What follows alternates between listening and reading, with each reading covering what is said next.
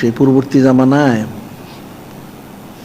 একজন আহাল এবং আলী, অর্থাৎ দুইজন পুরুষ এবং মহিলা, আহাল এবং আহালিয়া।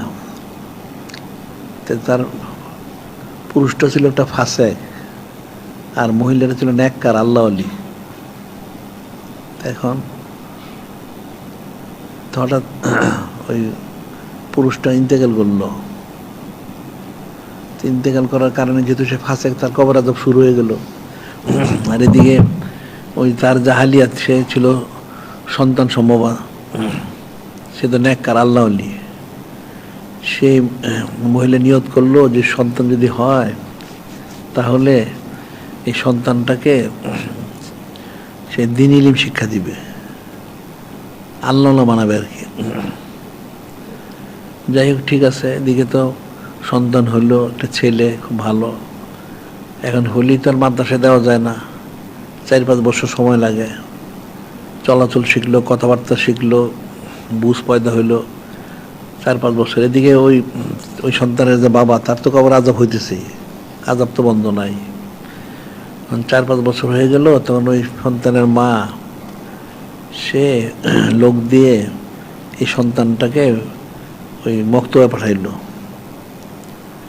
সেজন্য আল্লাহ ওনার কালাম পড়ে, কিতাব পড়ে। এখন সন্তানটা রওনা হয়েছে, মনোযোগ দিয়ে শুনে গেলি। তোমার তো কথা শোনো, বুঝো না, শোনো আর জিমাইও না, মনোযোগ দিয়ে শোনো। ওই সন্তানের মা ওই সন্তানকে একটা লোক দিয়ে, তার এক আত্মীয় দিয়ে ওই মক্তবে পাঠাইলো পড়াশোনা করার জন্য, আল্লাহ ওনার কিতাব কালাম পড়ার জন্য। সন্তান রওনা হয়েছে, তখন আল্লাহ পাক হযরত জিবরিল আলাইহিস সালামকে ডেকে বললেন, হে হযরত জিবরিল আলাইহিস সালাম, এই যে সন্তানটা সে যাচ্ছে মক্তবে আমার কালাম মোবারক পড়ার জন্য, কিতাব মোবারক পড়ার জন্য, অথচ তার বাবার কবরে আযাব হচ্ছে। এই সন্তানটা যাচ্ছে যিনি খলিক, যিনি মালিক, আল্লাহ ওনার কিতাব কালামুল্লাহ পড়ার জন্য, আর এদিকে তার বাবার কবর আযাব হচ্ছে। বুঝতে পারতেছ তো? কবর আযাব হচ্ছে বাবার। তখন যিনি খলিক, যিনি মালিক, আল্লাহ বললেন, হে হযরত জিবরিল আলাইহিস সালাম, এটা কি করে সম্ভব? এই সন্তান আমার কিতাব পড়বে, কালাম পড়বে, আর তার বাবার কবর আযাব হবে, এটা কি হইতে পারে? এটা তো হইতে পারে না। তাহলে কি করতে হবে? আল্লাহ তাআলা এক কাজ করেন, সন্তানটা মক্তবে পড়া শুরু করার আগেই, সন্তানটা মক্তবে যে পড়া শুরু করার আগেই তার বাবার কবর আযাবটা বন্ধ করে দেন। সুবহানাল্লাহ। তাই বন্ধ করে দেওয়া হলো। বুঝতে পারলে? মাদ্রাসার অনেক ফজিলত, মানুষের ফজিলত বুঝে না, এই জন্য আর ইলিম অর্জন করা অনেক ফজিলত। এখন ইলিম অর্জন করলে খালি হবে না, আমল করতে হবে। ওই যে বাজারে ইলিম অর্জন করে দেখো না, হারাম কাজ করে সারাদিন, এরা নিজেরাও জাহান্নামী, তাদের সাথে তারাও জাহান্নামী, নাউজুবিল্লাহ। কাজে ইলিম অর্জন করলে জিকির করতে হবে, জিকিরটা ঠিক রাখলে আস্তে আস্তে অন্তরটা ইসলাহ হবে। অন্তর ইসলাহ হলে তখন ইলিমের যে একটা নূর আছে, ইলিমের নূরটা তার মধ্যে প্রবেশ করবে। ইলিমের নূর প্রবেশ না করলে ফায়দা লাভ করতে পারবে না। ওই ইহুদি নাসারা আছে দেখবা, অনেক খ্রিস্টান, ইহুদি নাসারা, হিন্দু, বৌদ্ধ আছে, এরা কোন সময় পড়ে কিন্তু ঈমান আনতে পারে না, কারণ তার অন্তরে নূরটা তো প্রবেশ করে না। নূর প্রবেশ না করলে তো ফায়দা লাভ করতে পারবে না। নূর প্রবেশ করতে হলে জিকির ফিকির করতে হবে, অন্তরটাকে ইসলাহ করতে হবে, তখন অন্তরের মধ্যে নূরটা প্রবেশ করবে। নূর প্রবেশ করলে তখন সে আস্তে আস্তে ওলিয়াল্লাহ হয়ে যাবে। সুবহানাল্লাহ।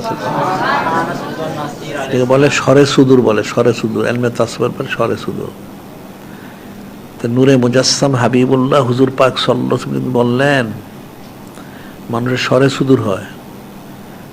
তো সাহাবাই কিরাম রাদিয়াল্লাহু আনহুম যে সরে সুদূর কি, ইয়া রাসূলুল্লাহ, হাবিব আল্লাহ সাল্লাল্লাহু আলাইহি ওয়াসাল্লাম, যে একটা মানুষের অন্তর কলবের মধ্যে নূর প্রবেশ করে, হেদায়েতের নূর, এটা হলো সরে সুদূর। তখন সাহাবাই কিরাম রাদিয়াল্লাহু আনহুম জিজ্ঞাসা করলেন, জানতেন, ইয়া রাসূলুল্লাহ, হাবিব আল্লাহ সাল্লাল্লাহু আলাইহি ওয়াসাল্লাম, এটার নূর কিভাবে প্রবেশ করে, কি আলামত, লক্ষণ কি, তাসিরটা কি? নূরে মুজাসসাম হাবিবুল্লাহ হুজুর পাক সাল্লাল্লাহু আলাইহি ওয়াসাল্লাম নিশ্চয় করলেন, নূর প্রবেশ করলে লক্ষণ হচ্ছে যার অন্তরে সেই নূরটা প্রবেশ করে তার অন্তর ঘরে সুদূর হবে, সে দুনিয়ার থেকে বিরাগ হয়ে যাবে। সে যিনি খলিক, যিনি মালিক, রওয়াল্লাহ, যিনি নূরে মুজাসসাম হাবিবুল্লাহ হুজুর পাক সাল্লাল্লাহু আলাইহি ওয়াসাল্লামের দিকে সে রুজু হয়ে যাবে। সুবহানাল্লাহ। এটা হলো লক্ষণ, হইলো তার অন্তরে নূর প্রবেশ করছে। আর যার অন্তরে নূরটা প্রবেশ করে না, সে কখনো রুজু, সে হারাম কাজে থাকবে, নাউজুবিল্লাহ। যার অন্তরে নূরটা প্রবেশ করবে, সে তখন নেক কাজে মশগুল হবে, হারাম থেকে বেঁচে থাকার চেষ্টা করবে। এই নূর প্রবেশ না করলে হবে না। নূর প্রবেশ করতে হলে জিকির ফিকির করতে হবে। এটা এক প্রকার ফয়েজ। ফয়েজ হাসিল করতে হলে, নূর হাসিল করতে হলে জিকির আজকার বেশি করতে হবে। আর মাদ্রাসায় পড়ার উদ্দেশ্য খালি মাদ্রাসায় পড়ার জন্য পড়া না, মাদ্রাসায় পড়তে হবে আল্লাহ আল্লাহ হওয়ার জন্য, আল্লাহ আল্লাহ হওয়ার জন্য। তখন ফায়দা লাভ করবে, অন্যথা ফায়দা লাভ করতে পারবেন না। এখন এই বিষয়গুলি তোমাদের বোঝা উচিত। এখন মানুষ, মুসলমানের মধ্যে হীনমন্যতা আছে। হীনমন্যতা অর্থ হইল, এখন তো যে কাফের মুশরিক আছে কতগুলি, কাফের মুশরিক তো আছেই, আবার কতগুলি আছে যে ফাসেক ফুজ্জার। এই ফাসেক ফুজ্জারগুলি মাদ্রাসায় পড়লে নানান চুচেরা কিলোকাল করে, নাউজুবিল্লাহ। বলে যে মাদ্রাসায় পড়লে খাওয়া পাওয়া যায় না, নাউজুবিল্লাহ। আর এই মাদ্রাসায় পড়লে বেশি খাওয়া পাওয়া যায়। কিভাবে জানো? এটা হাদিস শরীফ আছে, কোরআন শরীফে আছে। নূরে মুজাসসাম হাবিবুল্লাহ হুজুর পাক সাল্লাল্লাহু আলাইহি ওয়াসাল্লাম তিনি নিশ্চয় করেন, ইন্নী লাআলামু আয়াতান লাউ কানা নাসু বিলা কাফাতহুম, যে নিশ্চয় একখানা আয়াত শরীফ রয়েছে, সেই আয়াত শরীফ যদি যিনি ইনসান ধারণ করতে পারতো, একটা আয়াত শরীফ তার জন্য যথেষ্ট। মনোযোগ দিয়ে শুনবা, আর জিমাই নাকি জিমাইও না, মনোযোগ দিয়ে শোনো। একটা আয়াত শরীফ আছে যেটা ধারণ করতে পারলে যথেষ্ট। সেটা কি? নূরে মুজাসসাম হাবিবুল্লাহ হুজুর পাক সাল্লাল্লাহু আলাইহি ওয়াসাল্লাম করলেন, হচ্ছেন মাইয়াত্তাকিল্লাহ ইয়াজআল মাখরাজান ওয়া ইয়ারযুকহু মিন হাইসু লা ইয়াহতাসিব মাইয়াতাওয়াক্কাল আল্লাহ ফাহুয়া হাসবুহু। অর্থ কি? ঝাঁকিকে মুত্তাকি হইল আল্লাহ পাক থেকে দুনিয়ার থেকে বের করে নিয়ে যাবেন, তার অন্তরে দুনিয়ার মমতা থাকবে না, এবং তাকে এমন কুদরতি রিজিক দিবেন সে কল্পনাও করতে পারবে না। সুবহানাল্লাহ। যে মুত্তাকি হবে, তো মুত্তাকি কিভাবে মুত্তাকি হয় জানো? মুত্তাকি কিভাবে বলো দেখি? মুত্তাকি হইতে হলে জিকির ফিকির করতে হবে, সুন্নত মোর ইত্তেবা করতে হবে। জিকির আজকার করে সুন্নত ইত্তেবা করতে পারলে তাই মুত্তাকি। তাহলে মুত্তাকি হলে তোমার আর রিজিকের চিন্তা করতে হবে না, দেখো কুদরতি রিজিকের ব্যবস্থা হবে। সুবহানাল্লাহ। বুঝতে পারলে? এটা ফিকির করতে হবে। আমরা আর একটা ওকে আমরা বলছিলাম, এক ওলি আল্লাহ বুজুর্গ, একজন ওলি আল্লাহ, উনি, ওনার বাড়ির পাশে একটা বড় নদী ছিল। প্রতি সপ্তাহে উনি ইয়ামুস সাবত অর্থাৎ শনিবার মাছ ধরতেন, মাছ ধরে বাজারে বিক্রি করতেন, করে এক সপ্তাহের জন্য আর কাজ করতেন না, জিকির ফিকির তালকিন করতেন। তো সেই ওলি আল্লাহ ওনার একটা মেয়ে হইল। যাই হোক, মেয়ে হলো, যেভাবে চলতেছিল, তো মেয়েটা একটু চলাচল শিখছে, হাঁটা শিখছে, কথাবার্তা শিখছে। 4-5 বছর কিছু কম বেশি, যাই হোক। তো একদিনে সেই বুজুর্গ ওলি আল্লাহ মনে করলেন মেয়েটাকে সাথে নিয়ে যায়, বাড়ির পাশেই তো নদীটা, তো নিয়ে গেছে। তো মাছ ধরে যে একটা, এটা এক এক দেশে কেউ খাড়ি বলে, কেউ ডুলা বলে, যাই হোক, একটা পাত্র আর কি, মাছ রাখার একটা পাত্র। তো মেয়েটাকে পাত্রর পাশে বসায় ওই ওলি আল্লাহ বুজুর্গ মাছ ধরতে থাকলেন, মাছ ধরে ধরে ওই পাত্রে রাখতে থাকলেন। তো মাছ রাখতে তো ওনার একটা হিসাব আছে, কতটুকু মাছ হলে 1 সপ্তাহ হবে, সেই হিসেবে ধরছেন। ধরে উঠে আসছেন উনি, মাছ ধরা শেষ আসছেন, এগুলো বাজারে বিক্রি করবেন, করলে 1 সপ্তাহের ব্যবস্থা হয়ে যাবে। তা সপ্তাহ ব্যবস্থা হবে। এখন এসে উনি ধরেন ওই ওনার পাত্রটা তুলছে, পাত্র কিছুই নাই, পাত্র দিয়ে খালি। ওই বুজুর্গ মাছ ধরলেন অনেকক্ষণ ধরে, কয়েক ঘন্টা ধরে মাছ ধরে অনেক মাছ জমা করলেন, কিন্তু যখন আসলেন এসে পাত্রটা তুললেন, পাত্রের মধ্যে একটা মাছও নাই।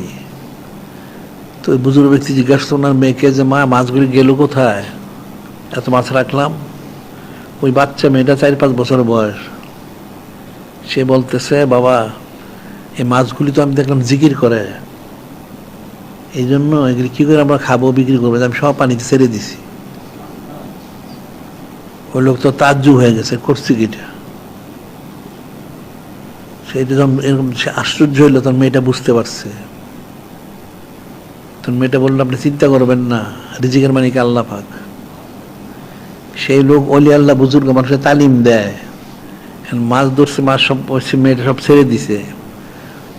বুজুর্গ বলতেছেন যে মাছগুলি গেল কোথায়? মাছ তো আমি ছেড়ে দিছি। কেন ছেড়ে দিলা? জিকির করে। তো কি করে আমার বিক্রি করে খাবো কি করে? লোকটা তার চুপ হইলে, এক সপ্তাহের কামাই শেষ। বাচ্চা মেয়েটা বুঝলে তার বাবা চিন্তিত হয়েছে। এই বাচ্চা মেয়েটা তার বাবার নসিহত করছে, আপনি চিন্তা করবেন না, রিজিকের মালিক আল্লাহ পাক, আল্লাহ কুদ্দুতি রিজিক দিবেন। এত বড় একটা বাচ্চা মেয়ে মুখে এত বড় কথা শুনে লোকটা নিজে লজ্জিত হয়ে গেল, চুপ হয়ে গেল, আর কোনো কথা বললো না। ওই খালি পাত্র নিয়ে মেয়েটারে নিয়ে এসে গোসল করে জোহর নামাজের ওয়াক্ত হয়ে গেছে, নামাজ পড়বে। ঠিক আছে, ঘরে খাবারও নাই, পয়সাও নাই। জোহর নামাজ পড়ে এখন বসছে, মেয়েটাও বসছে। হঠাৎ দেখা গেল আসমান থেকে একটা খাদ্যস্য, একটা খাঞ্চা নেমে আসতেছে আকাশ থেকে। একটা খাদ্যস্য, একটা খাঞ্চা, বড় খাঞ্চা, বুঝো এরকম বড় খাঞ্চা, খাঞ্চা নেমে আসতেছে। নেমে আসছে, খাদ্যস্য খাঞ্চা নামলো, গায়েব থেকে নেদা হইলো, এটা হলো আল্লাহ ওনার তরফ থেকে আপনাদের জন্য কুদ্দুতি রিজিক। সুবহানাল্লাহ। ঠিক আছে, এবার দেখা গেল প্রতিদিন 2 বেলা নাজিল হইতো। খাদ্যস্য খাঞ্চাটা প্রতিদিন 2 বেলা নাজিল হইতো। অনেক বছর চললো, আর ওই লোকের তো কাজ করতে হয় না। তো 5-7 বছর, 7-8 বছর মোটামুটি চলছে। তো হঠাৎ মেয়েটা একদিন অসুস্থ হয়ে গেল।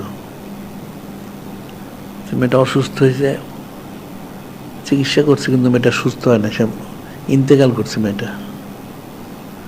তো মেয়েটা যে বেলা ইন্তেকাল করলো, তারপরে বেলা থেকে খাঞ্চা আসা বন্ধ হয়ে গেল।